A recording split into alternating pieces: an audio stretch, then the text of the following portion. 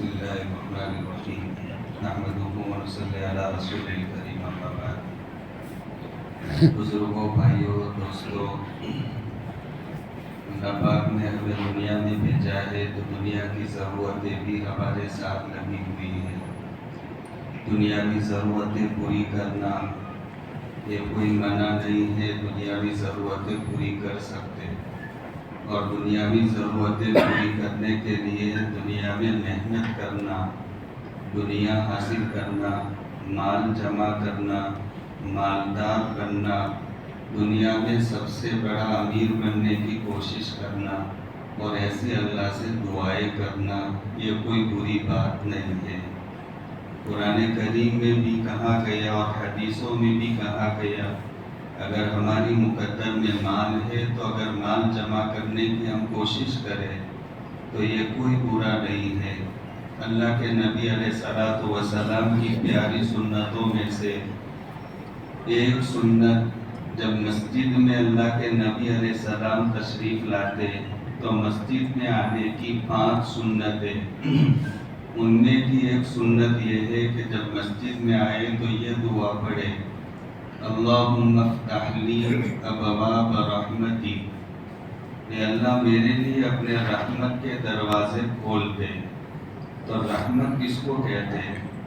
رحمت کہتے ہیں آخرت کی نعمتوں کو، رحمت کہتے ہیں عذاب قبر کے ہٹنے کو، رحمت کہتے ہیں پل صراط پر سے آسانی سے پار ہونے کو، رحمت کہتے ہیں جہنم کے عذاب سے بچنے کو، رحمت کہتے ہیں جنت میں داخلے کو، رحمت کہتے ہیں جنت کی نعمتوں کو، آخرت کی نعمتوں کو رحمت سے یہاں تعبیر کیا گیا۔ آدمی جب اللہ کے گھر میں آتا تو اللہ کے گھر میں آئے گا تو آخرت کی نعمتوں کو لوٹنے کے لیے یہاں آئے گا، نماز پڑھے گا، یہاں آئے گا قرآن پڑھے گا، یہاں پر آئے گا درود پڑھے گا، کبھی توبہ کرے گا، کوئی ایمان والے کی خیریت پوچھے گا۔ جیسے جماعت کے ساتھ نماز پڑھنے کی حکمت جو علماء نے بیان فرمائی، وہ حکمت یہ ہے کہ پورے محلے کے لوگ 5 وقت ایک جگہ پر جمع ہو تاکہ لوگوں کے حالات ہمارے سامنے رہیں، کون دینی اعتبار سے کیسا، دنیاوی اعتبار سے کیسا، کون بیمار، کون تندرست، کون کو کیا ضرورت، یہ سارے حالات ہمارے سامنے رہے، اس لیے جماعت کے ساتھ نماز پڑھنے کا حکم دیا، اور ہفتے میں 1 مرتبہ جمعہ کا حکم دیا۔ پورے شہر کے حالات ایمان والوں کے ہمارے سامنے رہے۔ سالانہ عید کی نماز پڑھنے کا حکم دیا تاکہ پورے علاقے کے لوگوں کے حالات یہ ہمارے سامنے رہے، اور زندگی میں 1 مرتبہ عرفات کے میدان میں جانے کا حکم دیا تاکہ عالمی مسلمانوں کے حالات یہ ہمارے سامنے رہے۔ تو یہاں ایمان والوں کا حق پوچھا جائے، ان کی خیریت پوچھی جائے، ان میں کون کیسی حالت میں وہ دیکھا جائے، لہذا یہ مسجد پہ آئے گا تو یہ سارے آخرت کے کام ہیں۔ تو اللہ کے نبی علیہ السلام جب مسجد میں آتے تو اللہ سے مدد مانگتے کہ اللہ میں تیرے گھر میں آ رہا تو میرے لیے تو آخرت کی نعمتیں جمع کرنے کے اسباب پیدا کر، میں نمازیں پڑھوں، دعائیں مانگوں، اللہ پاک آپ کے سامنے میں مناجات کروں، درود پڑھوں، استغفار کروں، اپنی پچھلی زندگی سے توبہ کرو، تو اور آئندہ زندگی میں گناہوں سے بچنے کا تجھ سے عہد کرو۔ یہ مسجد میں آنے کا مقصد ہے، اس لیے آقا یہ دعا مانگتے۔ لیکن جب مسجد سے اللہ کے نبی علیہ السلام تشریف لے جاتے تو آپ کیا دعا پڑھتے؟ اللہم انی اسألک من فضلک۔ تو یہاں پر فضل جو کہا گیا حدیث پاک کی یہ دعا میں، فضل سے مراد تمہارا مکان ہے، فضل سے مراد تمہارا کاروبار ہے، فضل سے مراد تمہارے کپڑے ہیں، فضل سے مراد تمہاری ٹوپی چشمے ہیں، فضل سے مراد تمہارے جوتے ہیں، فضل سے مراد تمہارے دنیاوی ضرورت کا سامان ہے۔ تو یہاں سمجھنے کی بات جو میں سمجھانا چاہتا ہوں، اگر دنیا اور دنیا کی ضرورتیں پوری ہوتی تو اللہ کے نبی علیہ السلام 5 وقت مسجد سے نکلتے وقت اللہ تبارک و تعالیٰ سے یہ دعا مانگتے تھے کہ اللہ میرے لیے دنیاوی ضرورتیں پورے ہونے کا انتظام فرما۔ تو یہ کیوں مانگتے تھے؟ حکیم اختر علیہ رحمٰن نے ایک حدیث بیان فرمائی اپنے خطبات میں کہ ایک مرتبہ مسجد نبوی میں مال غنیمت آیا ہوا تھا، ڈھیر پڑا ہوا تھا مسجد نبوی کے صحن میں۔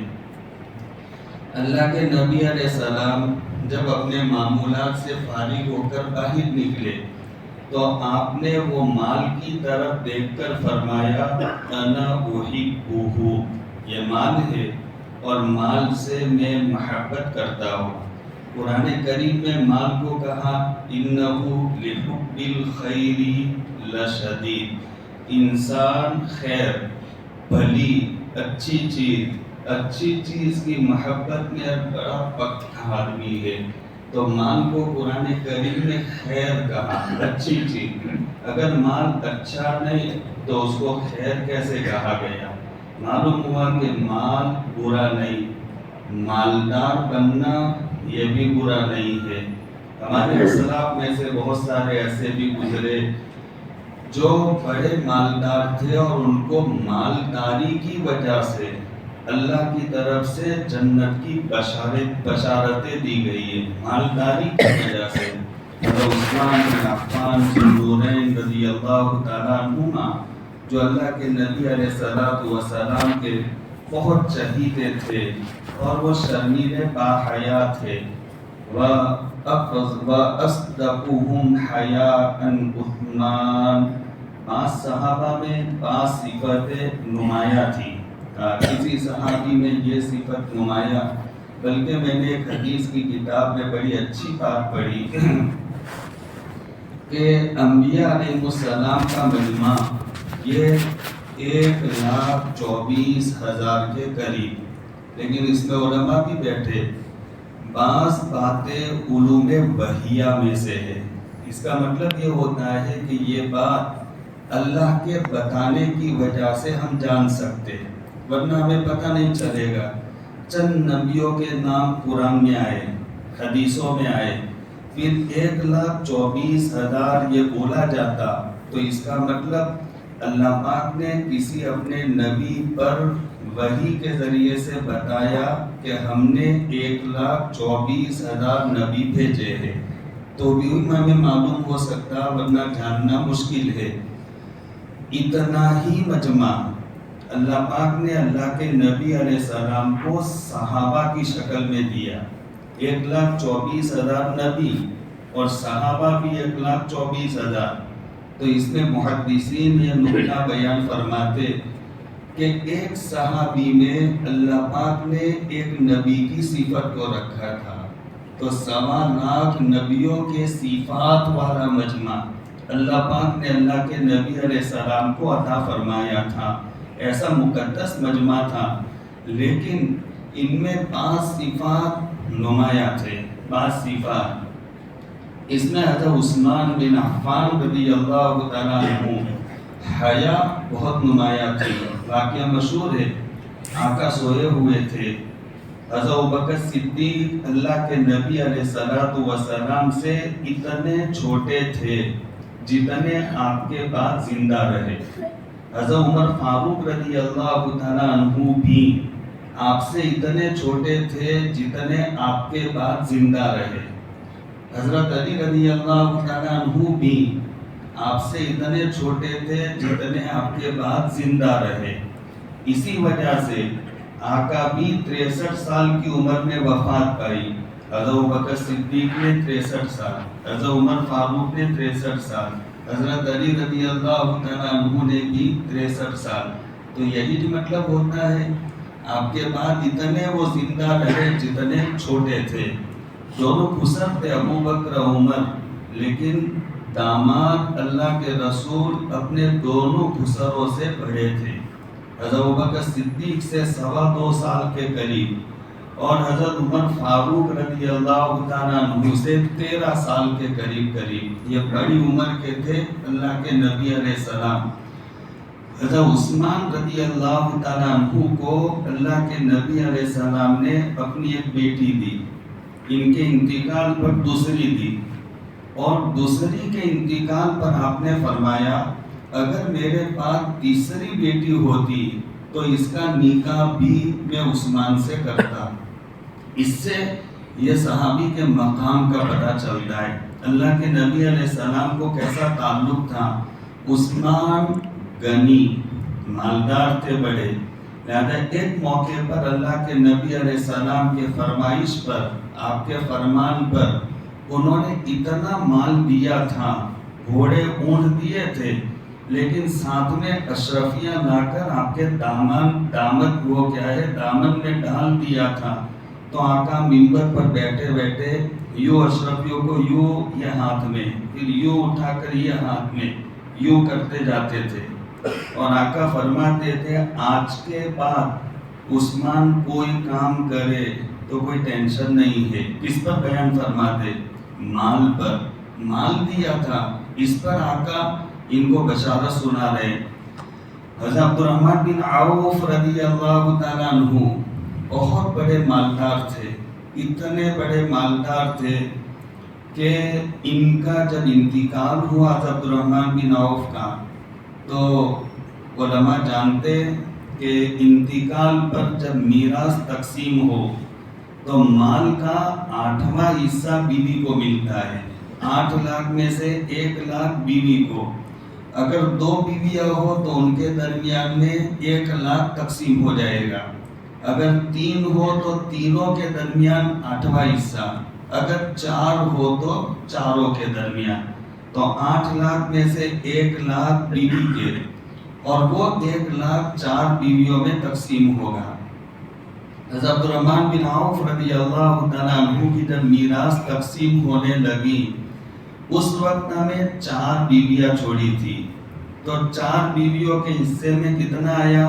8واں حصہ، اور وہ 8ویں حصے کو 4 حصوں میں تقسیم کیا گیا، تو ایک بیوی کے حصے میں اتنا آیا کہ آج کا کمپیوٹر حساب نہیں کر سکتا، یہ اتنا ایک بیوی کے حصے میں، تو پھر اولاد کے حصے میں کتنا؟ اتنے بڑے مالدار تھے حضرت عبدالرحمن بن عوف۔ حضرت عائشہ صدیقہ عفیفہ کائنات رضی اللہ تعالیٰ عنہا حضرت عبدالرحمن بن عوف کے وصال اور انتقال کے بعد ان کے صاحبزادے سے ملی، تو حضرت عائشہ ان کو دیکھ کر کے ان کا دل نرم ہو گیا، آنکھوں میں آنسو جیسا آ گیا، اور ان کے صاحبزادے کو حضرت عائشہ رضی اللہ تعالیٰ عنہا یہ دعا دینے لگی، اللہ آپ کے والد عبدالرحمن کو جنت کی سلسبیل اور برف سے سیراب کرے۔ انہوں نے آپ علیہ الصلوۃ والسلام کے جانے کے بعد ہم ماؤں کو اتنا دیا کہ ہم کو کسی کا محتاج نہیں چھوڑا۔ اور عبدالرحمن بن عوف ان کے پیچھے پڑا ہوا تھا مال، ہم مال کے پیچھے پڑے ہیں، یہ فرق ہے، ہم مال کے پیچھے پڑے، لیکن حضرت عبدالرحمن بن عوف کے پیچھے پڑا ہوا تھا مال، وہ نہیں چاہتے تھے کہ مال آئے، لیکن پھر بھی آتا تھا۔ ان کی سوالے میں ایسا لکھا ہے کہ ایک مرتبہ حضرت عبدالرحمن بن عوف رضی اللہ تعالیٰ عنہ نے یہ ارادہ کیا کہ اب تو عمر بھی بڑی ہو گئی، اللہ نے مجھے بہت دیا، لہذا اب مجھے مال کے پیچھے نہیں پڑنا، اور میں اللہ کے نبی علیہ السلام کی مجلس میں دربار نبوت میں حاضری دوں گا، اور وہاں پر ہی میں اپنی زندگی پوری کر دوں گا پڑھنے پڑھانے میں، اب مجھے مال کے پیچھے نہیں پڑنا، اللہ نے بہت دے دیا۔ جس دن ارادہ کر کے آئے اسی دن بیٹھے مجلس میں، 1 گھنٹہ ہوا، 2 گھنٹہ ہوا، تھوڑا وقت گزرا تو پیشاب کا تقاضا ہوا، تو وہ 3-4 گھنٹوں کے بعد پیشاب کے لیے نکلے، ذرا آبادی سے دور نکلے، تو وہاں ایک تجارتی سامان لے کر کے قافلہ آ رہا تھا اور وہ سیدھا حضرت عبد الرحمن سے ملا اور سوال کرنے لگا کہ عبد الرحمن کو جانتے ہو؟ وہ بڑے مشہور تاجر تھے. تو پھر کہا بھائی کیا کام ہے؟ تو کہنے لگے کہ ہم نے ان کا نام سنا اور نام سن کر آئے ہیں اور یہ سامان لے کر آئے ان کے ہاتھ بیچنے.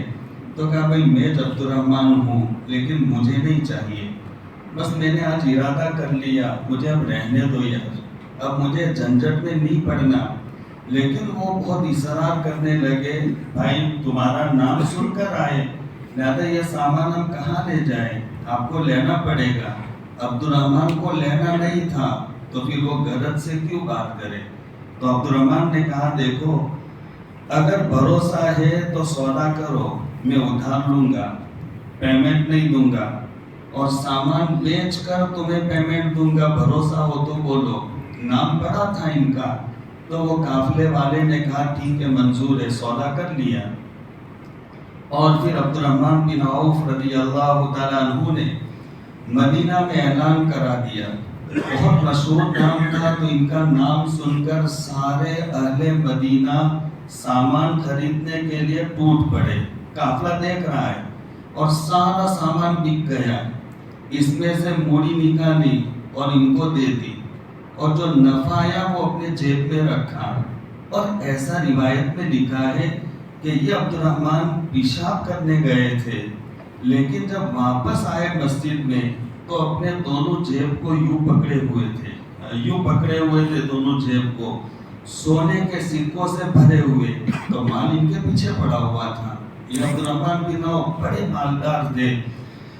ایسے حضرت انس بن مالک رضی اللہ تعالیٰ عنہ جو اللہ کے نبی علیہ السلام کے خاص خادم تھے، 10 سال اللہ کے نبی علیہ السلام کی خدمت کی.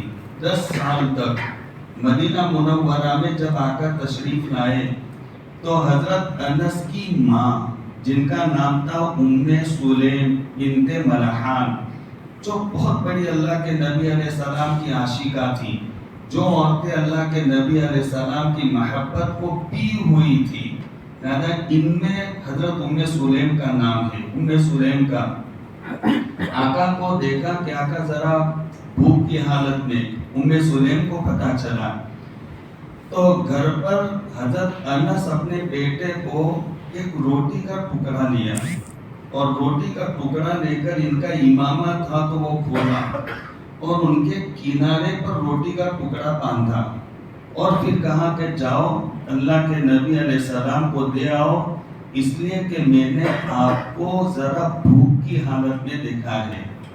حضرت انس آ رہے تھے، یہاں پکڑ کر لے کر آ رہے تھے امام اور پگڑی کے کنارے پر، لیکن ادھر اللہ کے نبی علیہ السلام پر اللہ کی طرف سے وحی آ گئی. ام سلیم نے آپ کے لیے بھیجا ہے اور یہ بھیجا آپ کو بتایا. حضرت انس دروازے پر گیٹ پر آئے تو آقا نے پوچھا انس ام سلیم نے بھیجا ہے؟ کسی نے بتایا نہیں تھا. ام سلیم نے بھیجا کہ جی آقا. روٹی لے کر بھیجا کہ جی آقا. تو پھر کہنے لگے جاؤ ام سلیم سے کہو کہ اللہ کے نبی علیہ السلام آ رہے. اور ادھر جتنے صحابہ بیٹھے تھے وہ 80-82 کے قریب تھے. وہ صحابہ سے کہا چلو میرے ساتھ. اب یہ حضرت انس دوڑے دوڑے گھر گئے اور گھر جانے کے بعد میں کہا کہ اللہ کے نبی علیہ السلام نے تو مجھے ایسا کہا. تو پھر حضرت ابو طلحہ جو انس کے سوتیلے باپ تھے، ام سلیم نے دوسری شادی کی تھی اور یہ دوسری شادی کی تھی تو ان کے شوہر کا نام ابو طلحہ. وہ ابو طلحہ کے ساتھ حضرت انس رہتے تھے. تو وہاں پر ابو طلحہ نکلے گھر سے کہ آقا جب گھر سے میرے گھر آ رہے تو مجھے استقبال کے لیے جانا چاہیے، سنت ہے.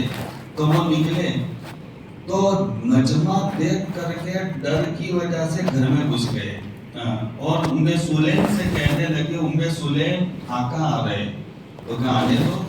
ارے اللہ کی بندی اپنے ساتھ بڑا مجمع لے کر آ رہے. تو پھر جو ان کا جواب ہے ام سلیم کا، یہ ہے عشق بھرا جواب. یہ ہے اللہ کے نبی علیہ السلام کو سمجھی ہوئی تھی یہ جواب کہ پتہ ہے آقا کو میرے گھر کچھ نہیں، اتنا روٹی کا ٹکڑا جو میں نے انس کو لے کر بھیجا، اتنا مجمع لے کر جب سرکار آ رہے تو سرکار ہی جانے کیا ہونے والا ہے۔ یہ ام سلیم کا جواب تھا۔ آ گئے آقا۔ ام سلیم سے اللہ کے نبی علیہ السلام کا پردہ نہیں ہوتا تھا، اس لیے کہ دودھ کے رشتے کی وجہ سے وہ محرم تھی۔ ان کی ایک بہن تھی ام حرام بنت ملحان جو کوبہ میں رہتی تھی، مدینہ منورہ سے 5 کلومیٹر کے قریب۔ مسجد نبوی سے نکلے تو وہاں سٹریے رہتے کوبہ، وہ 5 ریال میں 10 ریال میں وہاں لے جاتے، تو وہ ام حرام بنت ملحان کوبہ میں رہتی اور ام سلیم مدینہ منورہ میں رہتی۔ وہ ام سلیم یہ کہنے لگی کہ آقا کو جب پتہ ہے لے کر آ رہے تو آقا ہی جانیں گے کیا ہونے والا۔ آقا آ گئے، پردہ نہیں تھا تو سیدھے گھر گئے۔ ام سلیم سے کہا وہ روٹی لاؤ، وہ روٹی لائے، کہا اس کو چھوڑو، توڑا گیا۔ گھی ہے تو کہا جی کپی لے کر آئی کہ اس میں گھی تو نہیں، لیکن یہاں ذرا تھوڑا اندر لگا ہوا، کہا اس کو نچوڑو، تو وہ کپی چمڑے کی اس وقت میں ہوتی تو اس کو نچوڑا تو اس میں سے تھوڑا گھی نکلا، تو کہا اس کو ذرا مالدہ بناؤ۔ مالدہ بنایا گیا، اتنا تیار ہوا تو پھر آقا نے انس سے کہا مہمانوں میں سے 10 کو بلاؤ۔ وہ 10 آئے، بیٹھے، پیٹ بھر کر کھایا، پھر کہا جاؤ مسجد نبوی میں، پھر دوسرے 10 کو، پھر دوسرے 10 کو، پھر دوسرے 10 کو، سبوں نے پیٹ بھر کر کے کھانا کھایا۔ لہذا یہ حضرت انس ان کی والدہ ام سلیم جو آقا سے بڑی پیار بڑی محبت کرنے والی، آقا کبھی کبھی دوپہر کا کھانا کھا کر ام سلیم کے گھر کیلولا کے لیے جاتے تو آقا بڑے شرمیلے تھے، وہ شرم کی وجہ سے آقا کو پسینہ زیادہ ہوتا، شرمیلے آدمی کو پسینہ زیادہ ہو تو وہ آقا کے لیے احترام میں چمڑا ہو، حدیث میں لفظ ہے نکاح، چمڑا بچھا دیتی تو آقا چمڑے پر سوتے اور جب اٹھتے تو چمڑا تو پسینہ پی نہیں سکتا تو وہ پسینے کے ٹیپے رہتے، تو جب آقا کھڑے ہو جاتے تو ام سلیم ان پسینہ کو ایک بوتل میں جمع کر لیتی۔ آقا نے ایک مرتبہ پوچھ لیا، آپ نے کہا ام سلیم کیا کرتی ہو؟ کہ آقا یہ آپ کا پسینہ جمع کرتی، کیا کروں گی؟ تو کیا میں اس کو جب خوشبو بنائیں گے ہم، اس میں آپ کے پسینے کو تھوڑا ایسن کے طور پر ڈالیں گے تاکہ خوشبو اچھی بن جائے، تو یہ آپ نے اس کو اچھا درست رکھا۔ کبھی کوبہ جاتے آقا تو وہ ام حرام جو انس کی خالہ تھی، لہذا اس سے بھی پردہ نہیں ہوتا تو آقا ان کے گھر بھی جاتے، وہ ام حرام کے گھر جاتے تو آقا کھا کر وہاں بھی سو جاتے۔ ایک مرتبہ آقا سو گئے تو ام حرام آپ کے سر میں جوئیں دیکھنے بیٹھ گئے، آپ کو جو تو نہیں تھی لیکن آپ کے سر کھجالنے کے لیے کہ خدمت کا موقع ملا تو ام حرام یہ آپ کے سر میں باہر یوں تاکہ آقا کو آرام ملے۔ آقا سو گئے، ایک دم سے اٹھے اور آقا مسکرانے لگے تو ام حرام نے کہا کہ آقا کیا بات ہے کیوں مسکرا رہے ہو؟ تو پھر کہنے لگے آقا کہ میں دیکھتا ہوں میرے امت کا ایک مجمع گھوڑوں پر سوار ہو کر وہ جا رہا اور سامنے دریا آیا تو انہوں نے دریا میں اپنے گھوڑوں کو ڈال دیا اور وہ گھوڑے دریا میں ایسے چلنے لگے جیسے کہ زمین پر کھٹاکھٹ گھوڑے چلتے ہو۔ تو میں حرام کے دل میں شوق پیدا ہوا تو آقا سے کہنے لگی آقا دعا کر لو کہ میں وہ جماعت میں ہو جاؤں۔ آقا نے کہا انتی منہم، تو وہ جماعت میں سے ہے۔ بات پوری ہو گئی، پھر آقا نے آنکھیں بند کر لی، ام حرام سر کھجالنے لگی، تھوڑی دیر کے بعد آقا نے آنکھیں کھولی اور مسکرا رہے تھے تو پھر سے سوال کرنا کہ آقا کیوں مسکرا رہے ہو؟ تو آقا نے بوجھ کہا میں دیکھ رہا میری امت کا ایک مجمع ایسے جا رہا، سمندر آیا، گھوڑے ڈال دیے، زمین کی طرح چل رہے، تو کہنے لگی دعا کرو کہ میں وہ جماعت میں ہو جاؤں. تو آپ نے کہا تو پہلی جماعت میں ہے. اس کا مطلب کہ 2 مرتبہ ایسی جماعتیں جائے گی. چنانچہ وہ ہوا بھی. حضرت امیر معاویہ رضی اللہ تعالیٰ عنہ کے دور میں ایک جماعت روانہ ہوئی. اس میں حرام شامل ہوئی اور وہ عبادہ بن صامت کے نکاح میں تھی اور وہ ان کے ساتھ روانہ ہوئی شام کی طرف. سامنے دریا آیا، سبوں نے گھوڑے ڈال دیے اور ایسے چلنے لگے جیسے کہ زمین پر چلتے. کام ہو گیا. فارغ ہو کر جب واپس آئے تو حرام کے لیے گھوڑا لایا گیا کہ بیٹھے. وہ بیچاری بیٹھنے گئی اور پھر ایسے وہ ایک دم سے لڑک کر گر گئی کہ یہ گردن کی ہڈی ٹوٹ گئی، جس کی وجہ سے حرام کا وہاں پر انتقال ہو گیا اور ان کا مزار وہی ملک شام میں بنا. اور آج تک وہاں کے لوگ کوئی ضرورت پیش آتی تو وہ حرام کے وسیلے سے ابھی تک دعائیں مانگتے، اللہ ان کی مرادیں پوری کر دے. اور دوسری جماعت حضرت امیر معاویہ رضی اللہ تعالیٰ عنہ کے صاحبزادے یزید. اب ان کا مسئلہ مجھے نہیں چھیڑنا، لیکن وہ یزید یہ جماعت لے کر روانہ ہوئے اور انہوں نے بھی سمندر میں وہ قافلے کو ڈال دیا اور چلا. یہ قسمت، یہ سعادت 2 باپ بیٹوں کے حصے میں آئی، معاویہ اور یزید. تو بہرحال حضرت انس یہ آپ کے خادم تھے، 10 سال خدمت کی. آپ مدینہ میں آئے تو سلیم، یہ روایت میں ایسا ہے کہ ان کی خالہ حرام یہ لے کر آئی. آپ سے کہا کہ آقا یہ آپ کا بچہ آپ کا کام کرے گا. 10 سال پوری مدنی زندگی میں آقا کی خدمت کی. تو آقا خوش ہونے والے، خوش ہو کر کے آپ نے دعائیں دی. ان میں کی ایک دعا یہ تھی کہ اللہ تیری عمر لمبی فرمائے. معلوم ہوا لمبی عمر ملنا بھی اللہ کی نعمت ہے اگر دینداری کے ساتھ ہو، تقوی کے ساتھ ہو، گناہوں سے بچنے کے ساتھ ہو. اور 1 صدی سے اوپر چلے گئے حضرت انس بن مالک، 100 پورے ہو کر اوپر یہ دعا قبول ہو گئی. اللہ تجھے خوب اولاد دے. اولاد بھی زیادہ ہوئی. ایک روایت میں ایسے 80 لڑکے تھے ان کے، اور اس میں خالی 80 اولاد، اس میں 2 لڑکیاں اور 78 یہ لڑکے تھے ان کے. اور لڑکوں کے لڑکے اتنے سارے تھے کہ حضرت انس فرماتے 100 سے زیادہ تو میں اپنے ہاتھوں سے دفن کر چکا ہوں. اتنے تو یہ اللہ نے اولاد بھی بہت زیادہ. اور آقا نے تیسری دعا بھی جو مجھے سنانی ہے کہ اللہ تجھے مالدار بنائے.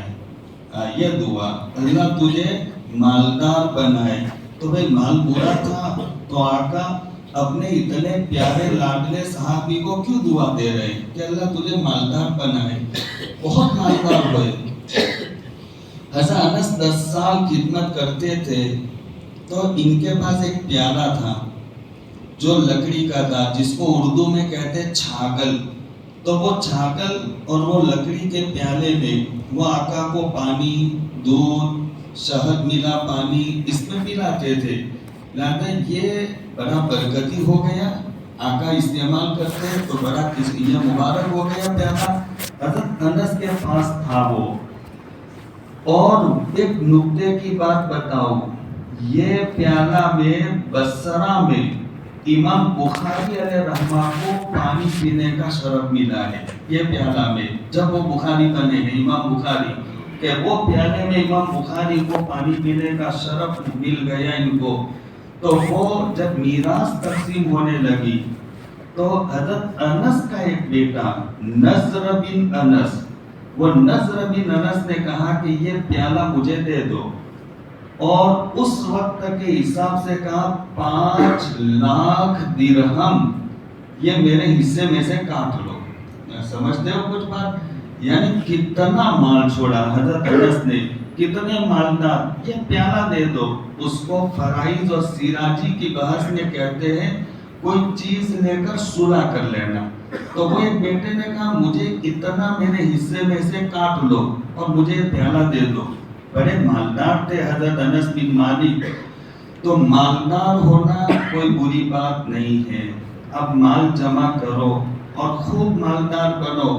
دل سے دعا ہے اللہ آپ کو مالدار بنائے اور آپ کی ساری ضرورتیں اللہ پاک پوری فرمائے. لیکن جو مجھے بات بیان کرنی ہے وہ سمجھو. مالدار بننے میں اندھے مت جاؤ. اللہ کے بندو، میرے پیارے بھائیوں، اچھے بھائیوں، نیک بھائیوں، نمازی بھائیوں، میں بہت درد کے ساتھ کہتا، میں اکثر کہتا ہوں میری عادت رسمی بیان کی نہیں ہے. جو حقیقت ہوتی ہے میں بیان کرتا ہوں قرآن حدیث کی روشنی میں. آپ سمجھئے ایک رسمی بات میں نہیں کہتا. آپ مالدار بنو، لیکن مالدار بننے کا جو طریقہ ہے وہ طریقے سے، وہ ڈھنگ سے، جائز ناجائز کے فرق کے بغیر اگر آپ مالدار بن رہے ہو تو یاد رکھنا، اچھی طرح یاد رکھنا، برابر یاد رکھنا، دل پر نوٹ کر لینا. آپ مالدار بن جائیں گے، آپ کے سامنے آپ کے سارے بچوں کے پلاٹ ہو جائیں گے، سب کے مکان بن جائیں گے، سب کی دکانیں ہو جائے گی، آپ کے آنگن میں سب بچوں کی موٹریں اور کاریں آ جائے گی. لیکن اگر طریقہ صحیح نہیں تو وہ اولاد جن کو آپ اچھا دیکھنے کے لیے سب کر رہے، تمہارے جانے کے بعد وہ دین دور نہیں کہ وہ تمہاری اولاد پائی کے لیے ترسے گی.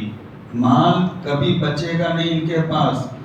حرام اور غلط طریقے سے آیا ہوا پیسہ اس کا ٹکاؤ نہیں ہوتا. جوش ہوتا ہے، جوش ہوتا. ایک دم سے بنگلہ بن گیا، ایک دم سے گاڑی چھڑوا لی، ایک دم سے بڑی زمین کا سودا کر لیا، مکان بنا لیا شاندار. لیکن اس کے لیے پائیداری نہیں ہے. ہو سکتا ہے آپ کی زندگی میں آپ فقیری نہ دیکھو، اس لیے کہ 40 سال میں وہ مال ختم ہو جاتا. اگر آپ کی عمر اتنی لمبی ہوئی کہ ایسا غلط آیا ہوا مال کے بعد آپ 40 سال زندے رہے تو مرتے مرتے آپ اپنے کو فقیر دیکھ کر جاؤ گے. اپنی دکان بیچ کر جاؤ گے، اپنی زمین بیچ کر جاؤ گے، اپنا پلاٹ بیچ کر جاؤ گے، اپنا سب کچھ بیچ دو گے اور آپ کے لیے کراسنگ گولی کا پیسہ نہیں ہوگا. وہ دن آئیں گے اگر غلط طریقے سے مال جمع کیا. اور اگر پیٹوں پر آپ نے پٹے باندھ لیے اور فاقہ کر لیا، میرے نبی نے کیے ہیں، صحابہ نے کیے ہیں، تابعین نے کیے ہیں، آج بھی بہت سارے اللہ والے فاقہ کرتے. ایک وفد آ گیا، سنو اچانک بات یاد آ گئی. وفد آ گیا اور امیر المومنین، وقت کا بادشاہ حضرت علی رضی اللہ تعالیٰ عنہ سے ملنے کے لیے، حضرت علی سے ملنے کے لیے، وقت کے بادشاہ ہے، امیر المومنین ہے، اور وہ سیدھا مسجد نبوی میں آیا. تو ایک آدمی بیٹھا ہوا تھا اور ان کو سمجھا، پہچانا نہیں، تو پھر وہاں پوچھا بھی نہیں اور سیدھے حضرت علی کے گھر گئے. اور حضرت علی کے گھر جا کر کہنے لگے کہ ہم حضرت علی سے ملنے آئے ہیں، کہاں ملیں گے؟ تو کہا وہ گھر پر تو نہیں ہے، مسجد میں ہے. تو کہا مسجد میں تو کوئی نہیں ہے، ہم جا کر آئے. ایک فقیر بیٹھا ہوا ہے جو پانی میں روٹی بھگو کر بیٹھا بیٹھا کھا رہا تھا. تو قربان جائیے وہ حسنین نے کہا گوشت تو علی تھے جو پانی میں روٹی بھگو کر کھا رہے تھے. ادھر آئے، حضرت علی سے ملاقات کی. جو کہنا تھا وہ علی کا مشہور جملہ ہے، غری غیر غیری، میرے علاوہ کو دھوکہ دیا، یا ایتها الدنیا غری غیری، اے دنیا میرے علاوہ کو دھوکہ دینا. فإنی طلقتکی ثلاثا، میں نے تو تجھے 3 طلاقیں دے دیے، لہذا میں دھوکہ کھانے والا نہیں ہوں۔ لہذا یہ ہمارے بڑے ہیں، نمونہ جو ہمارے لیے اسوہ ہے، آئیڈیل ہے، یہ ہمارے لیے مثال ہے۔ لہذا وہ روٹی وقت کا بادشاہ ہے، وقت کا خلیفہ، امیر المومنین، لیکن پانی میں روٹی بھگو کر کے کھا رہے۔ تو بھائیوں، پیٹوں پر پٹا باندھ لینا۔ اگر ایسا موقع آ جائے اچھی چیزیں کھانے نہ ملے تو برداشت کر لینا۔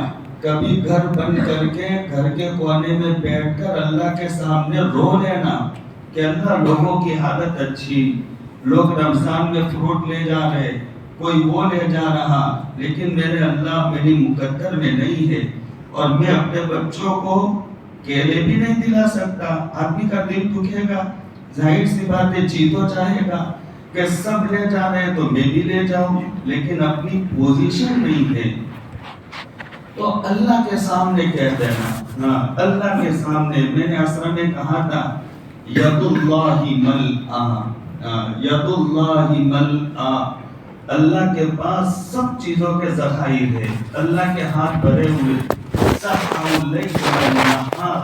اللہ رات میں دین میں اپنے بندوں کو دیا کرتا ہے، سہا بہت دیا کرتا ہے، مسلح دھار بارش کی طرح دیا کرتا، لا یغیضھا نفقۃ، کہ اللہ دیتا ہے تو اللہ کے ذخیرے میں سے کم نہیں ہوتا۔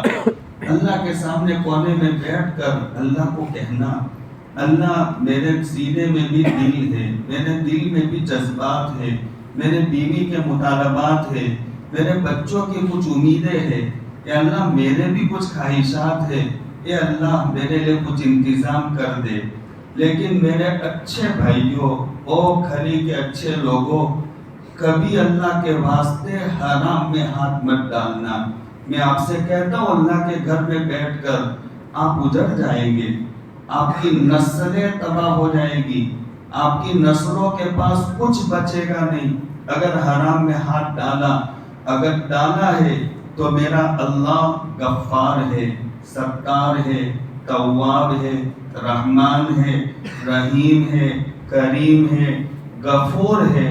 اللہ کے سامنے ایک مرتبہ کہہ دینا، اے اللہ میری بھول ہو گئی، مجھ سے گناہ ہو گیا، مجھے پتا نہیں تھا، اللہ آج پتا چلا، اے میرے کریم مولا تو مجھے معاف کر دینا۔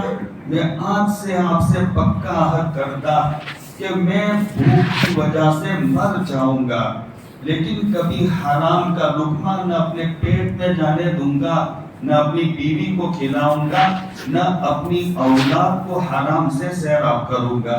یہ آج تو سب پکا عہد کر لو، کرتے ہو نا بھائی؟ اپنے کی حفاظت کے لیے، اپنے نسلوں کو بچانے کے لیے میں ایک پیغام دینے آیا ہوں آپ کھلی کے اچھے لوگوں کو۔ میری بات کو سنو، میں کیا درد سے آپ کو کہنا چاہتا ہوں، سنو۔ اور اگر آپ دیندار رہے، نیک رہے، فاقہ کر لیا، وقت پر بیوی بچوں کی ضرورتیں پوری نہیں کر سکے تو آپ کونے میں بیٹھ کر کے آنسو بہا لیے۔ کبھی بچوں کے بہت زیادہ مطالبات ہوتے اور باپ برداشت نہیں کر سکتا، تو جو ایک شاعر کہتا ہے کہ ماں جب بہت غصے ہوتی ہے تو وہ رو دیتی، ماں بہت غصے ہو جائے تو وہ کچھ بد دعا تو نہیں دیتی، لیکن وہ غصے کی وجہ سے اپنے بیٹے بیٹوں کے سامنے ماں رو دیتی۔ لہذا یہ باپ اپنی بیوی کے مطالبات پورے نہیں کر سکتا، بچوں کے نہیں کر سکتا، کب تک ان کو پھسلاتا رہے گا؟ تو اس کا صبر کا پیمانہ بڑھ جاتا۔ کبھی وہ مطالبات کرتے ہو اور وہ باپ دوسری طرف دیکھ کر کے آنسو بہاتا ہے کہ اللہ میری پوزیشن ایسی نہیں کہ میں اپنے بچوں کے جذبات کی تسکین کر سکوں۔ اللہ تیری نہ سونے والی آنکھیں دیکھ رہی ہے، لیکن آپ کبھی بھی ہمت نہ کرے، یہ برداشت کر لے، یہ آپ کے دلوں کو زخمی کرتے رہے، لیکن یہ کبھی ہمت نہ کرے کہ آپ حرام طریقے پر کوئی مال لا کر خود اپنی بیوی یا اپنے بچوں کو آپ حرام سے پالے، کبھی ہمت نہ کرے۔ آپ دیندار رہیے، اللہ کا خوف رکھیے دل میں، اور اللہ ایک نہ ایک دن میری حالت کو بہتر کرے گا۔ کل امر مرہون باوقاتہ، ہر کام وقت پر ہوا کرتا تمہاری مقدر میں ہوگا، کوئی چھین نہیں سکتا، وہ آ کر رہے گا۔ دیندار رہیں گے، اللہ کا ڈر رکھیں گے، جذبات پر قابو رکھیں گے، حرام سے اپنے آپ کو بچائیں گے۔ اس میں یہ بات چھپی ہوئی ہے کہ اللہ آپ کو، آپ کی مقدر میں نہیں تو آپ کے اولاد کو اللہ اتنا دے گا کہ آج وہ فروٹ نہیں کھا سکتے، کل وہ کروڑوں میں کھیلیں گے، کل کروڑوں میں۔ دین اور تقوی کے ساتھ یہ دنیا جوائنٹ ہے، ہم معاملہ الٹا سمجھتے۔ لہذا قرآن کریم میں اللہ پاک نے حضرت موسیٰ اور خضر علیہ السلام کا واقعہ بیان کیا ہے۔ ایک تکوینی نبی تھے، ایک تشریعی نبی تھے، لہذا وہ دونوں کا لمبا قصہ ہے۔ اور پھر جب وہ واپس ہونے لگے تو وہ ایک گاؤں سے، تو پھر ایک دیوار گرنے جا رہی تھی، وہاں گاؤں کے لوگوں سے جا کر انہوں نے کھانا مانگا، انہوں نے منع کر دیا۔ لیکن پھر جب شہر سے باہر نکلے تو ایک دیوار گر رہی تھی، تو حضرت موسیٰ علیہ السلام نے خضر علیہ السلام نے دیوار کو یوں ہاتھ لگایا تو سیدھی ہو گئی۔ تو موسیٰ یہاں بولے کہ کیوں ایسا کیا؟ یہ شہر والوں نے ہمارا اکرام نہیں کیا، روٹی بھی نہیں دی، اور اگر کرنا تھا تو کھانا مانگ لیتے، لیکن خضر کچھ بولے نہیں۔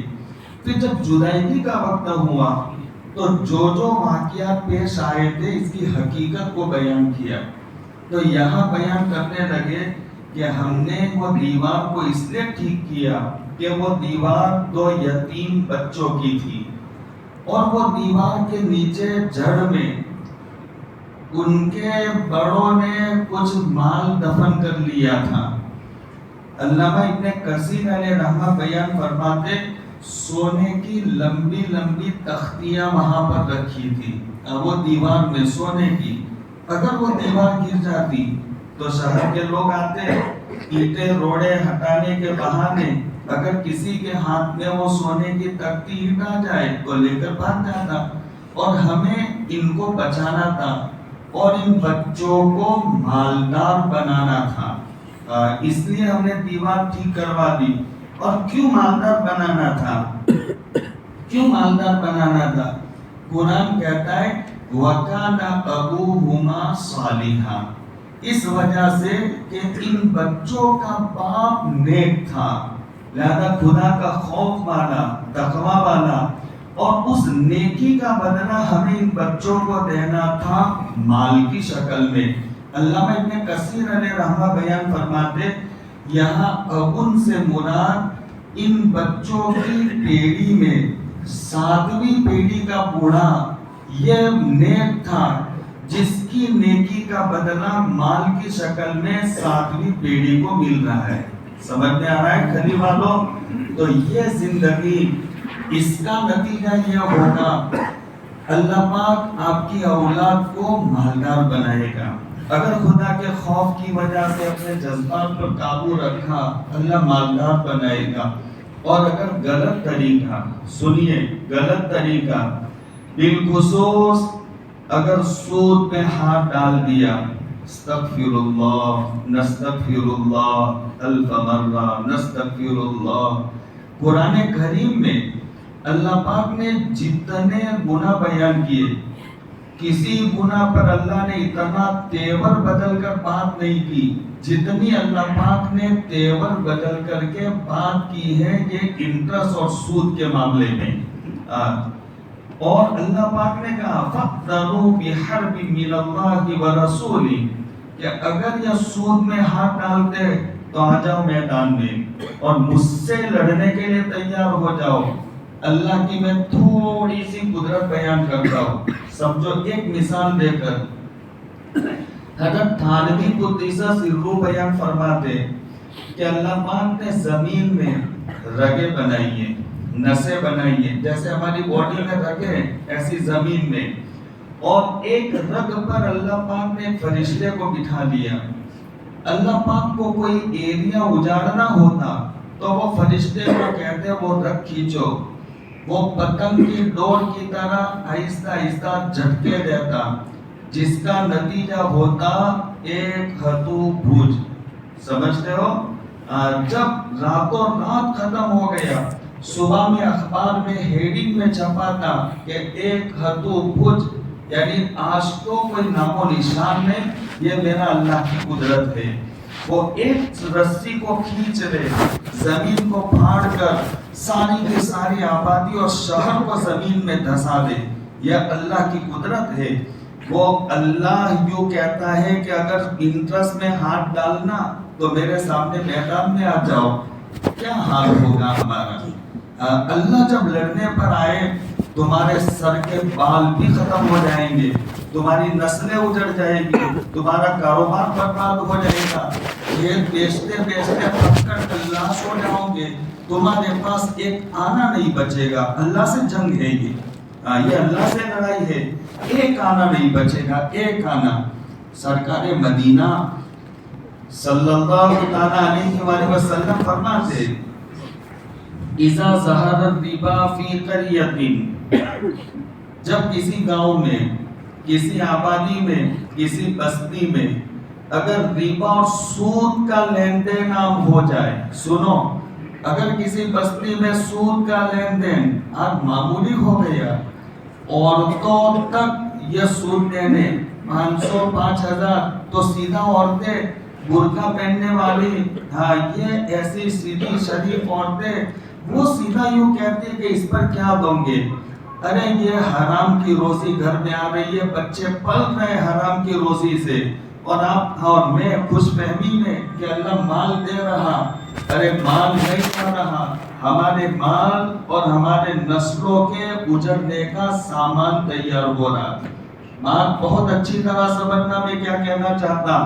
اذا ظہر الربا فی قریۃ, جب کسی گاؤں میں, کسی بستی میں ربا سود کا لین دین عام ہو جائے, فقط احلوا بانفسہم عذاب اللہ, انہوں نے اپنے اوپر اللہ کے عذاب کو واجب کر لیا. اللہ کا عذاب آنے کو ہے, اور اللہ کے عذاب کی آنے کی شکلیں الگ ہوتی ہے, الگ الگ شکلیں ہوتی ہیں اللہ کے عذاب کے آنے کی.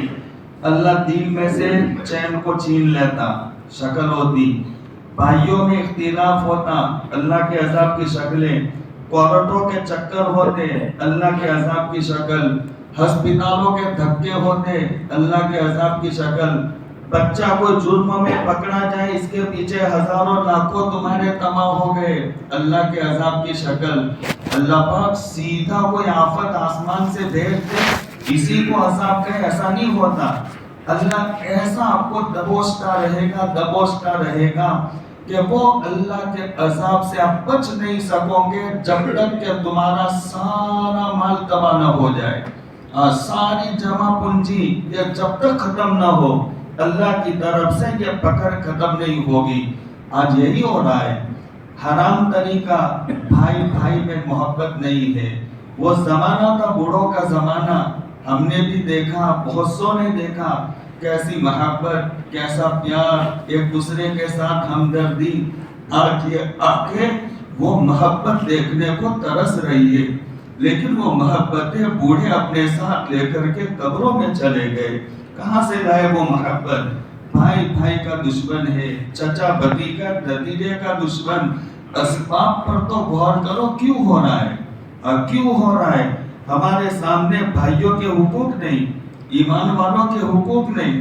یہ بھی بہت بڑی ہمارے درمیان میں کمی. آج یہ ایک طرف, وہ ایک طرف, دو بھائی ایک طرف, دو بھائی ایک طرف. پیارے آقا صلی اللہ علیہ وسلم ایک مرتبہ بیت اللہ شریف کا طواف فرما رہے تھے. آپ نے دیکھا طواف کے دوران میں کہ یہ اللہ پاک نے بیت اللہ کو کیا مقام دیا, بیت اللہ میں کیسی محبت سے لوگ طواف کرتے. اس میں عربی مجمع بھی ہے, روم کا صہیب بھی ہے, حبشہ کا بلال بھی ہے, فارس کا سلمان بھی ہے, یمن کا ابو موسیٰ بھی ہے. مختلف زبانوں، مختلف مزاج، مختلف رنگت اور مختلف کلچر والے لوگ یہ سارے کے سارے بیت اللہ کو کیسا عاشقانہ انداز میں طواف گشت لگاتے. تو آقا کو رشک آ گیا. سنو، آقا کو رشک آ گیا. تو آقا نے طواف کرتے کرتے رک کر بیت اللہ سے کہنا شروع کیا، اے بیت اللہ، تیرے مقام کا کیا کہنا، تیرے عظمت کا کیا کہنا. اللہ پاک نے تجھے کیا عزت، مقام اور مرتبہ عطا فرمایا. لیکن اے بیت اللہ سنو یہ بات، کھلی والوں سنو. لیکن اے بیت اللہ سن، تجھ سے کئی گنا زیادہ اللہ کی نگاہ میں ایک ایمان والے کا مقام و مرتبہ ہے. اے بیت اللہ سن، تجھ سے کئی گنا زیادہ مقام مرتبہ ایک ایمان والے کا ہے اللہ کی نگاہ میں. عام ایمان والا. کعب احبار بیان فرماتے ہیں، کوئی جمعہ میں بعد میں آئے اور بعد میں آ کر کے آگے والی صف کو پکڑنے کے لیے لوگوں کی گردن پھلانگتا ہوا، ادھر سے یوں پاؤں اٹھاتا ہوا وہ آگے چلا جائے. یہ حدیث کے ضمن میں انہوں نے لکھا کہ جو گردنوں کو پھلانگ کر جائے گا تو ایمان والے کی اتنی بے عزتی کی تو کل اس ایمان والے کو جہنم پر برج بنا دے گی اللہ، جسر جہنم، کہ تو لوگوں کی گردن کو برج بنا کر آگے جانا، آج تجھے جہنم میں جانے والے، جنت میں جانے والے تیرے اوپر چل کر جائیں گے. اس کے تحت میں کعب احبار رضی اللہ تعالیٰ عنہ بیان فرماتے، میرے نزدیک ایمان والے کو یہ حقیر سمجھ کر حق ضائع کرنے سے بہتر یہ ہے کہ میں جمعہ کی نماز چھوڑ دوں، لیکن اس طرح گردنیں پھلانگ کر آگے نہ جاؤ. امام نووی علیہ رحمہ جو مسلم شریف حدیث کی کتاب ہے، اس کی شرح اور گائیڈ لکھنے والے امام نووی علیہ رحمہ فرماتے، اس طرح ایمان والوں کی گردنیں پھلانگ کر آگے جانا ناجائز اور حرام ہے. ناجائز اور حرام ایک عام ایمان والے کا یہ حق ہے. تو پھر اپنا ماں جایا بھائی، لہذا اس کا کیا حق ہوگا. لیکن آج ان کی محبت بھائیوں کے دلوں میں نہیں، بہنوں کے دلوں میں نہیں، بھائی بہن کے درمیان میں دشمنی، کب سے بولے ہوئے کتنا زمانہ ہو گیا. بھائی یہ اسباب میں تو غور کرو بھائیوں، یہ سارے یہ کیا ہو رہا ہے، کہاں سے یہ آ رہا ہے. یہ سارا کا سارا مسئلہ یہ ہماری یہ رزق اور روزی کے ساتھ میں اٹکا ہوا. وہاں بگاڑ ہوتا تو یہ پورے معاشرے میں بے چینی آ جاتی، پورے معاشرے میں. اذا ظہر الربا فی قریۃ فقد احلوا بانفسهم عذاب اللہ. اگر ربا اور سود عام ہو جائے تو ان گاؤں والوں نے اپنے اوپر اللہ کے عذاب کو واجب کر دیا. ایک حدیث میں آقا صلی اللہ علیہ وآلہ وسلم فرماتے، ما من قوم یظہر فیہم الربا الا اخذوا بالسنہ وما من قوم یظہر فیہم الرشاد الا اخذوا بالرعب. کہ جو بھی قوم میں اگر انٹرسٹ اور سود کا لین دین عام ہو جائے تو جس برادری، جس قوم، جس شہر میں سود کا لین دین عام ہو جائے، آقا فرماتے سب سے پہلی پکڑ الا اخذوا بالسنہ. سنہ کے معنی آتے کال کے، قحط پڑنا، مال کم ہو جانا، مال کی تنگی. لہذا یہ مالی اعتبار سے تنگ ہو جانا، مال کا کال، کاروبار کا ٹھپ ہو جانا، کھیتی باڑی سے کچھ آمدن نہ ہونا، اور جو مال ہے وہ بھی ضائع اور برباد ہو جانا. اللہ کے نبی علیہ السلام کا فرمان، اتنا تو ہم سب کا یقین ہے کہ آپ کی بات کبھی جھوٹی نہیں ہو سکتی. آپ کو دیکھی باتیں دھوکہ کھا سکتی ہیں، آپ غلط بات دیکھ سکتی ہیں آنکھیں، لیکن کبھی آپ کی بات غلط نہیں. کوئی آپ کی بات میں شک کرے تو اس کے ایمان کا مسئلہ ہو جائے گا. کوئی آپ کی بات میں شک کرے، اسی وجہ سے آپ نے سنا ہوگا آپ نے زندگی میں کبھی اذان نہیں کی، زندگی میں کبھی اذان نہیں کی آپ نے، کیوں؟ کیا مسئلہ تھا؟ تو محدثین جو نقطہ بیان کرتے ہیں کہ آقا بلائے حی علی الصلاۃ، حی علی الصلاۃ، اور اگر کوئی اللہ کا بندہ نہ آئے تو نبی کی بالکل اوپن نافرمانی جو اس کے لیے خطرے کی بات ہے، کہنا آقا نے اذان نہیں دی اور فضائل بیان کیے۔ میت کو آقا نے کبھی گسلایا نہیں ہے، اس لیے کہ میت کے کبھی بعض مرتبہ موت کے وقت میں کچھ ایسی حالت ہوتی جس سے اس کا چہرہ متاثر ہو جاتا، اگر گسلائے اور کوئی ایسی بات دیکھ لے تو نبی کے دل میں اپنی امتی کے بارے میں کچھ آ جائے تو وہ امتی کے لیے ذرا خطرے کی بات ہے، خطرے کی بات۔ اس لیے آقا نے کبھی کسی میت کو گسلایا نہیں ہے۔ آقا کی بات 100% سچی، اگر کوئی اس میں شک کرے گا تو اس کے ایمان کا مسئلہ۔ اللہ کے نبی علیہ السلام کا یہ فرمان، ما من قوم یظہر فیہم الربا، جس قوم اور برادری میں ربا اور سود کا لین دین ہو جائے تو اللہ پاک پہلا عذاب بھیجتے ہیں کہ اللہ مالی تنگی میں مبتلا کر دیتے۔ تو آپ کی بات سچی ہے کہ نہیں ہے؟ ارے بولو نا بھائیو، بہت سے سست ہو گئے، دیکھیے سست مت بنو، میں بھی آپ کے پاس آیا ہوں، ذرا میری طرف دیکھو، میں کچھ بول سکوں، آپ کی بشاشت ہوگی، وہاں تک میں کچھ حدیثیں آپ کو سناؤں گا، آپ سست ہو جاؤں گے تو میں بھی چپ ہو جاؤں گا، جب طلب نہیں رہتی تو بات چلتی نہیں۔ آپ سنیے، میں ایک پیغام لے کر آیا ہوں، آپ کو دینا چاہتا ہوں، سنیے۔ تو یہ حدیث سے پتہ چلا آپ کی بات سچی، ہمارا یقین ہے، ہمارا عقیدہ ہے، غلطی کا ذرہ برابر امکان نہیں ہے۔ اس پر میں ایک بات سنا دوں، اللہ کے نبی علیہ السلام کو معراج ہوئی، ہم سب جانتے ہیں، قرآن سے معراج ثابت نہیں ہے، حدیثوں سے معراج کا واقعہ ثابت ہے، قرآن سے واقعہ اسراء ثابت ہے۔ واقعہ اسراء کا مطلب ہوتا ہے رات کے وقت میں مکہ معظمہ سے بیت المقدس کی طرف جو آپ کو لے جایا گیا، اس واقعے کو کہتے ہیں واقعہ اسراء۔ سبحان الذی اسری بعبدہ لیلا من المسجد الحرام الی المسجد الاقصی، یہ واقعہ اسراء، یہ قرآن سے ثابت ہے۔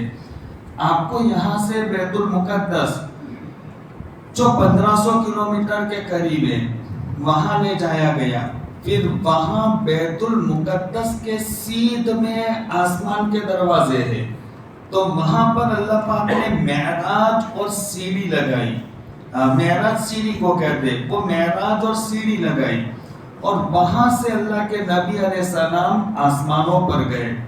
لہذا یہ واقعہ معراج یہ حدیثوں سے ثابت ہے، یہ قرآن کریم سے واقعہ معراج ثابت نہیں۔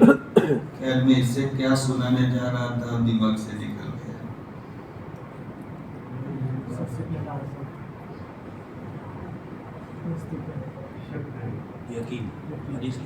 یقین، یہ بات ٹھیک ہے، حدیث کے بات پر یقین۔ تو آقا دیکھیے اب یہاں معراج ہوئی، اتنا لمبا سالوں کا سفر، کئی سالوں کا سفر ہوا، کئی سالوں کا، اس لیے کہ آپ غزوہ تبوک میں جو ملک شام گئے تھے، آخری غزوہ سن ہجری 9 میں، لہذا وہاں 1 مہینہ چلے تھے تو وہاں پہنچے تھے، اور پھر وہاں سے آسمان، پھر آسمان سے اوپر، پھر درمیان دوسرا آسمان، تو کئی سالوں کا سفر۔ اور پھر اللہ کے نبی علیہ السلام نے جب معراج ہو گئی تو معراج کے بعد لوگوں کے سامنے آپ نے وہ پوری کارگزاری رکھی، اور وہ کارگزاری میں اتفاق سے حضرت ابوبکر صدیق حاضر نہیں تھے، اور دوسرے بہت سارے تھے، ایمان والوں کا زیادہ مجمع بھی نہیں تھا، اور ابو جہل بھی موجود تھا۔ آقا نے ساری کارگزاری رکھی، اور کہا میں یہاں گیا، وہاں امامت کرائی، وہاں سے پہلے آسمان، پھر دوسرے آسمان، پھر عرش الہی کے سامنے، پھر واپس گیا، موسیٰ ملے، واپس گیا، موسیٰ ملے، واپس گیا. یہ پوری کارگزاری آپ نے سنائی. اور جب میں واپس آیا تو میرا بستر جہاں سے میں گیا تھا تو ابھی بھی وہ گرم تھا، اور جو میں نے وضو بنایا تھا تو وہ وضو کا پانی اچل رہا تھا. تو جتنا چلتے میں نے چھوڑا تھا، میں آیا تو وضو کا پانی ابھی چل رہا تھا. یہ بات بیان کی تو سمجھ میں آنے والی ہے نہیں، ہم کو بھی سمجھ میں آنے ایسی نہیں، لیکن میں بیچ میں ایک بات بتا دوں تو سمجھ میں آ جائے گی. اتنا لمبا سفر ہوا آقا کا، تو پھر اللہ پاک نے وہ سفر میں ٹائم کو اور ساری چیزوں کو اللہ نے لاک کر دیا. اللہ نے لاک کر دیا. اب وہ پانی چلتے چلتے یوں ڈھلوان تھا، یہاں پہنچا، آقا کا واقعہ اس طرح شروع ہو گیا تو کہا چلو رک جاؤ، تو وہاں رک گیا. وہ زنجیر ہلتے ہلتے یہاں پہنچی اور اللہ کا حکم ہوا کہ رک جاؤ. بستر چھوڑا تو گرم تھا، رک جاؤ. تو اور پھر جب واقعہ پورا ہو گیا تو اب ماحول نارمل ہو گیا. تو وہ زنجیر اتنی اٹکی ہوئی تھی، اللہ نے چھوڑ دیا تو ہلنے والی ہے کہ نہیں، وہ پانی آگے چلنے والا ہے کہ نہیں، وہ بستر گرم تھا تو گرم رہنے والا، یہ حقیقت تھی. لیکن ان کفاروں کو سمجھ میں نہیں آیا.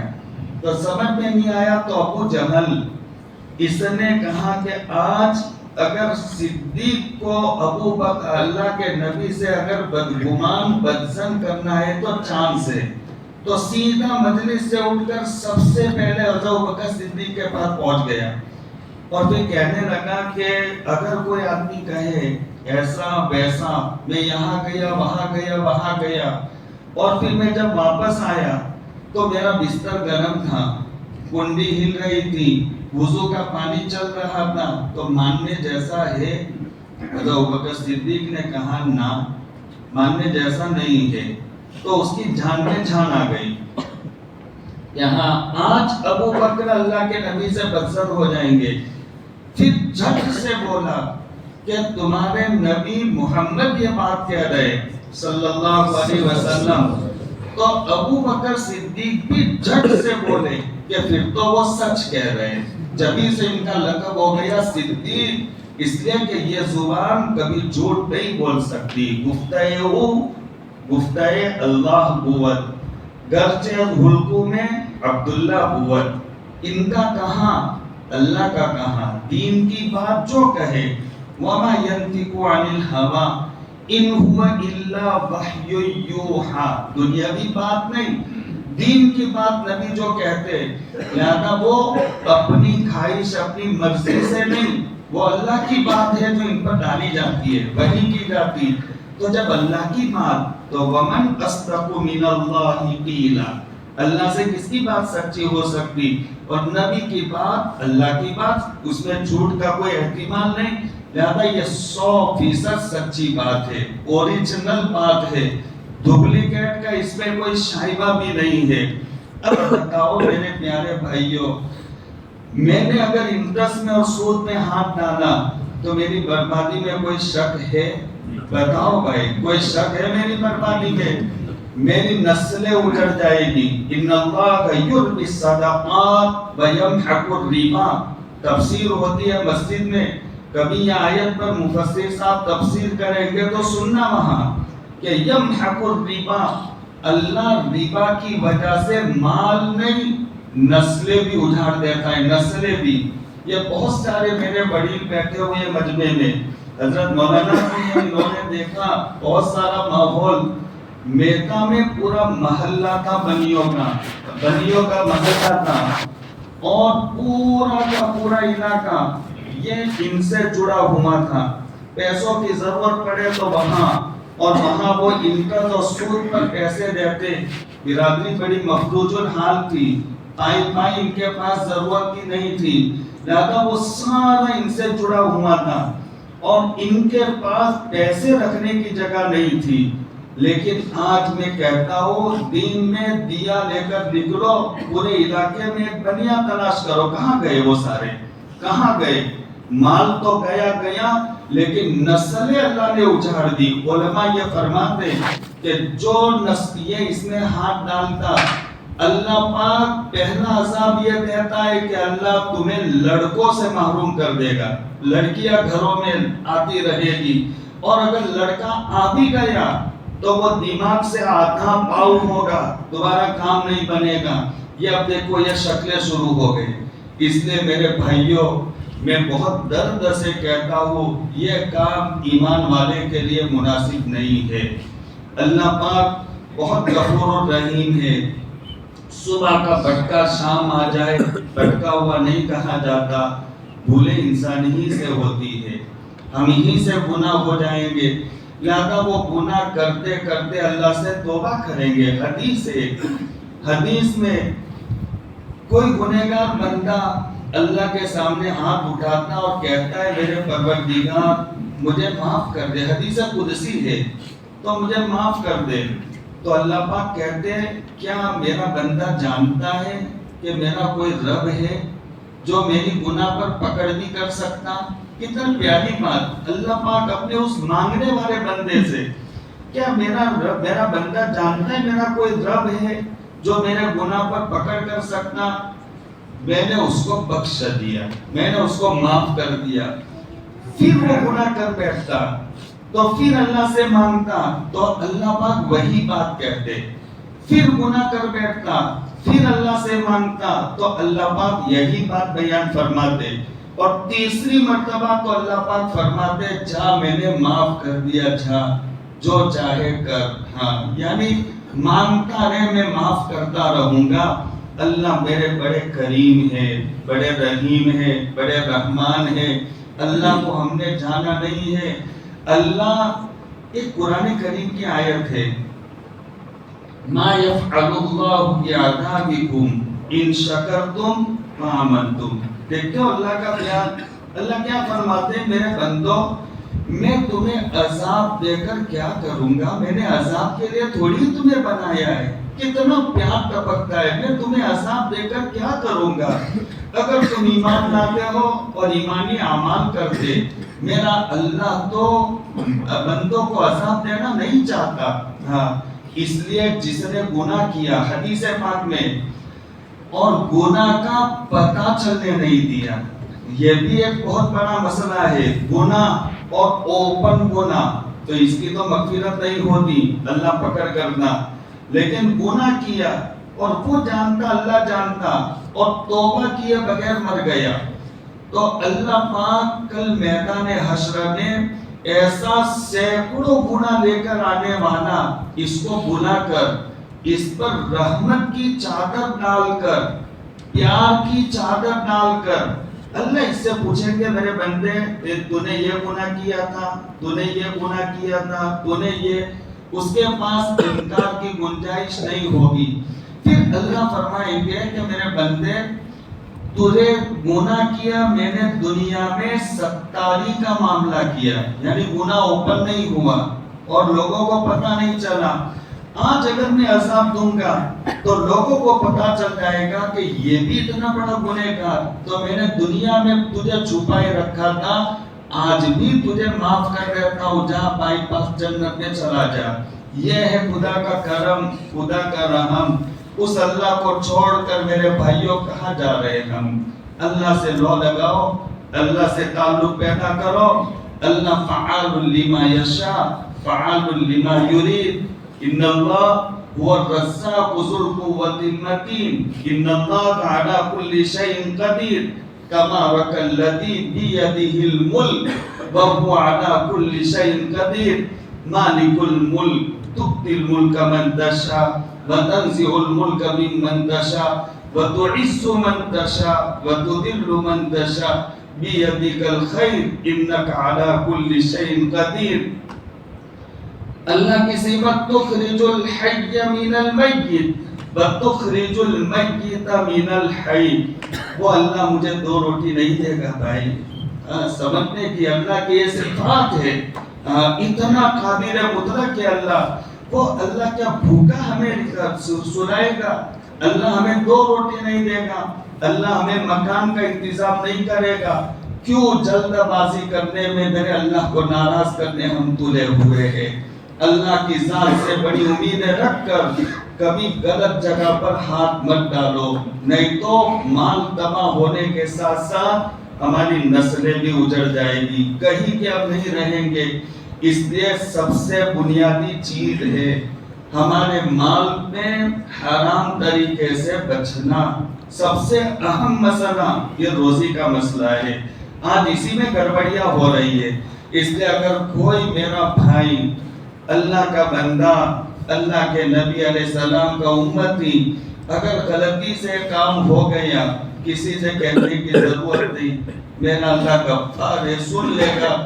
اگر طلب کے ساتھ میں اللہ کے سامنے ہاتھ پھیلاؤں گے، میرا اللہ کا پیار ہے، حدیث قدسی ہے کہ میرا بندہ جب مجھ سے امید لگا کر ہاتھ پھیلاتا تو مجھے خالی ہاتھ میرے بندے کو واپس کرتے ہوئے شرم آتی ہے۔ ارے میرے اللہ سے مانگو کہ اللہ میری یہ ضرورت ہے، اللہ سے بڑا کوئی ضرورت پوری کرنے والا نہیں ہے۔ اور دیکھو اور سنو، ہم ماں کے پیٹ میں تھے، 120 دن کے تھے۔ الذی یجمع خلق احدکم فی بطن امہ 40 یوما نطفۃ ثم یکون علقۃ مثلا ثم یکون مضغۃ مثلا ثم یبعث الیہ الملک فیؤمر باربع کلمات۔ تو جب 120 دن کے ہو جائیں گے، حدیث لمبی تفصیل والی ہے، میں اس میں سے ایک نقطہ جو کہنا ہے وہ سمجھاتا۔ جب 120 دن کے ہو گئے تو اللہ آسمان سے ایک فرشتہ بھیجتا اور اس کو 4 کام کرنے کا حکم دیتا۔ اللہ پاک اس کو کہتے ہیں کہ اکتب اجلا، اس کی زندگی کتنی ہے لکھ دو۔ اکتب رزقا، یہ بات مجھے بتلانی ہے، اس کا رزق لکھ دو، دنیا میں کتنا پانے والا۔ میں میرے ماں کے پیٹ میں 120 دن کا تھا، اللہ پاک نے آسمان سے فرشتہ بھیج کر میرا رزق لکھوا دیا، مجھے کتنا ملنا ہے کتنا نہیں ملنا۔ اب پھر میں جلد بازی کی وجہ سے حرام طریقے سے جمع کر کے میں اپنی دنیا اور آخرت کو کیوں برباد کروں؟ یہ تو ہمارا تقدیر پر ایمان ہے۔ چھوٹے تھے ہم پڑھ کر آئے، کیا مطلب بڑے ہو کر بھول گئے؟ آمنت باللہ وملائکتہ وکتبہ ورسلہ والیوم الآخر والقدر خیرہ وشرہ من اللہ تعالی۔ یہ پڑھ کے آئے، ہم تقدیر پر اللہ پاک نے جو فیصلہ کر دیا، لکھ دیا تھا، اللہ پاک نے کتب المقادیر قبل یخلق السماوات والارض ب50,000 سنہ، آسمان زمین کے پیدا کرنے سے 50,000 سال پہلے اللہ نے میں مالدار بنوں گا کہ غریب بنوں گا لکھ دیا ہے۔ آسمان اور زمین کے بنے ہوئے 500 کروڑ سال ہوئے، کتنے؟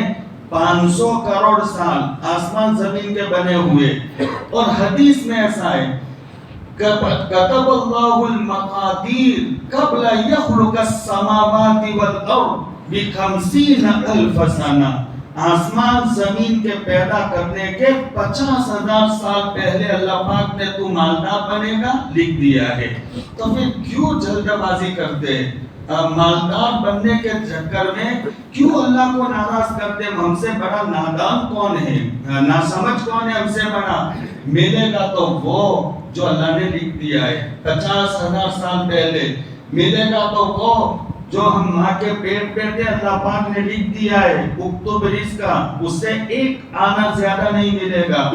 تو پھر یہ حرام طریقہ اپنا کر ہم خود بخود اپنے آپ کو مصیبت میں کیوں ڈال رہے؟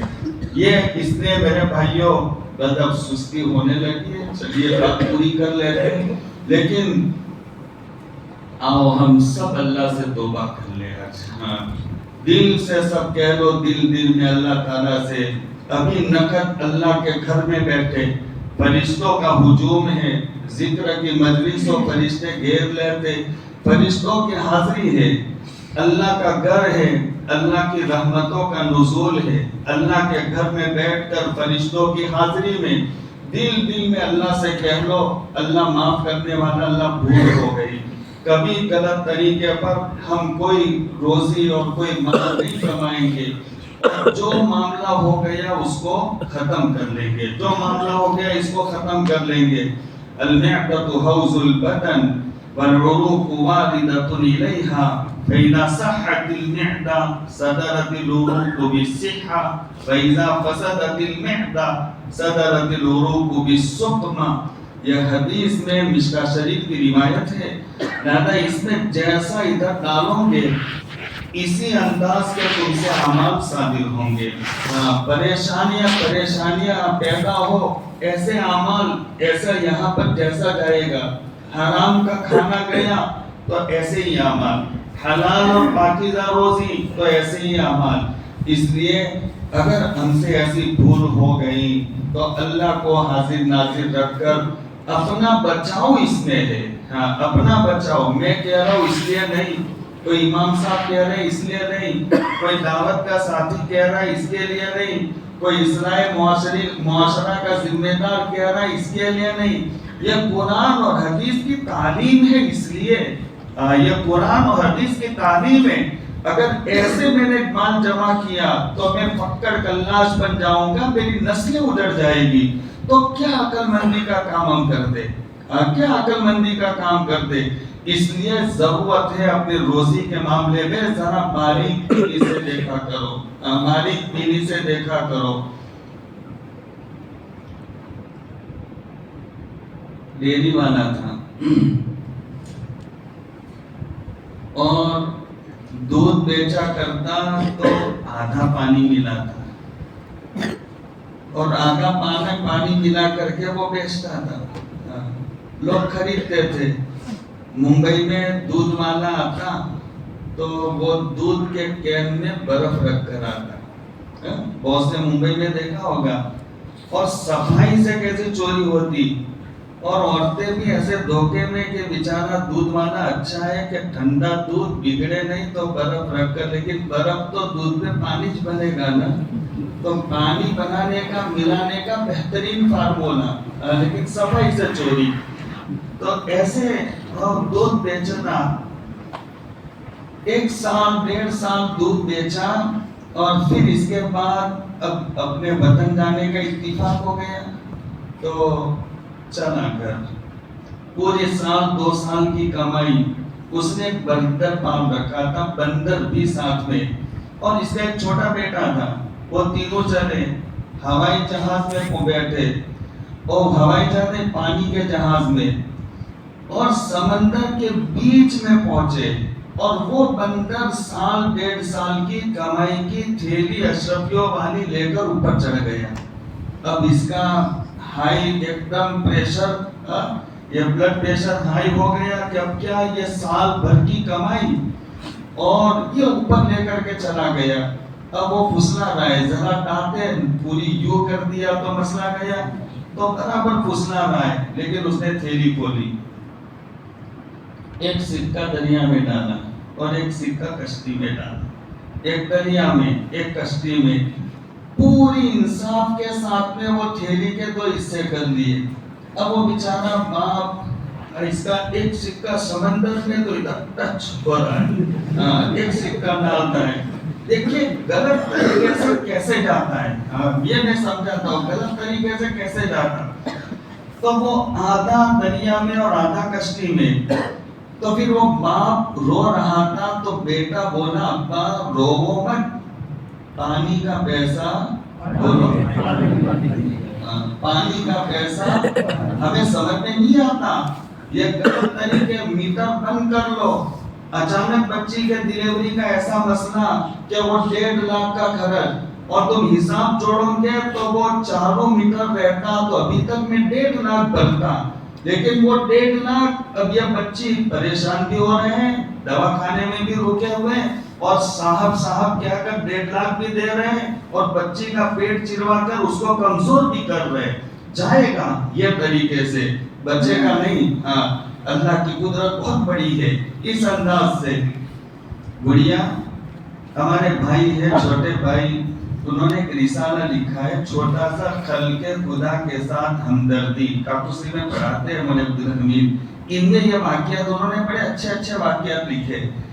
تو اس میں لکھا ہے کہ گڑیا گائے میں دودھ دوتی اور اس میں دودھ ملا کر کے بیچتی. تو ہوتا رہا، گھر گزران چلتا تھا، چلتا رہا. اچانک ایک ایسا سیلابی شکل ہو گئی کہ پانی کی باڑھ آئی اور وہ گڑیا کے سامنے اور اس کے پاس میں اس کی ایک بیٹی تھی نوجوان، وہ دیکھ رہے اور باڑھ آئی اور گائے کو لے کر چلی گئی. گائے کو لے کر تو گڑیا رونے لگی. تو بیٹی نے کہا اماں کیوں روتی ہو؟ جو تم دودھ میں تھوڑا تھوڑا پانی ملاتی تھی وہ پانی جمع ہوتے ہوتے باڑھ بن کر آ کر تمہارے گائے کو لے کر کے چلی گئی. اللہ ایسے پکڑ کرتا ہے. ہاں یہ سمجھ اللہ کے پکڑ کا طریقہ سمجھ میں نہیں آتا. اس لیے میرے بھائیوں، اچھے بھائیوں، نیک بھائیوں، اللہ سے اپنا معاملہ صاف کر لو، کلین کر لو. یہ بات کا خلاصہ یہ، روزی کے مسئلے میں اپنے آپ کو ذرا چوکن نہ رکھو. شک والی روزی پیٹ میں مت جانے دو.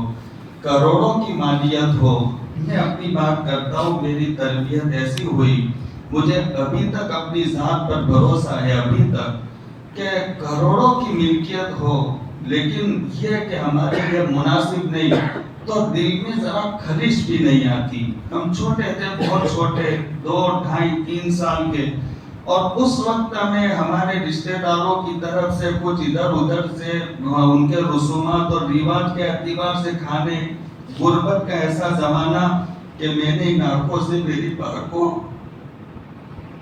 کھچڑی میں پانی ملا کر کھول کر پیتے ہوئے میں نے دیکھا ہے. بہت غربت.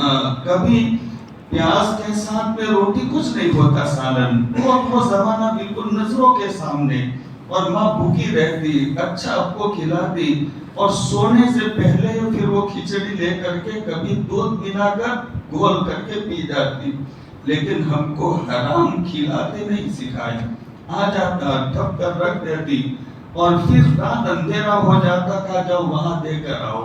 جی بھی چاہتا کھانے، لیکن ایسی وعیدیں سنی ہوتی کبھی نہیں. شیخ سعدی علیہ رحمہ کا فرمان ہے، سونے کا پہاڑ ہو اور اعلان کیا جائے مرضی چاہو لے لو اس میں سے، لیکن اگر میں اس کی طرف دیکھوں اور اس سے میری عزت پر آنچ آئے گی تو میں لینے کی بات تو دور دیکھوں گا بھی نہیں. لینے کی بات تو دور دیکھوں گا بھی نہیں. اس لیے میرے بھائیوں، یہ طریقے سے باز آ جاؤ. پیٹوں پر پٹے باندھ لو لیکن کبھی حرام لقمے نہ کھاؤ، نہ اپنی اولاد کو کھلاؤ، نہ اجڑو، اپنی اولاد کو نہ اجاڑو. اور جو معاملہ ہو گیا اللہ پاک سے صفائی کروا لو. اللہ پاک معاف کرنے والا غفور الرحیم ہے. نہیں تو اللہ پاک کی پکڑ کی شکلیں الگ الگ ہے. اللہ پاک جس انداز سے پکڑے گا ہم سوچ نہیں سکتے. اس لیے یہی بات کہنے آیا تھا اور یہی بات ہم سب کو سمجھنی. آج ہر آدمی یہ چکر میں ہے کہ میں مالدار بن جاؤں. مالدار کے بننے کے نشے میں بھان نہ بھول جائے ہم. بھان نہ بھول جائے. حلال حرام کو دیکھے بغیر یہ ایمان والے کی شان اور ایمان والے کا طریقہ نہیں ہے. اللہ تبارک و تعالی ہمارے جمع ہونے کو بے انتہا قبول فرمائے. اللہ ہم سب کو رزق حلال سے نوازے. ہماری ضروریات کو اللہ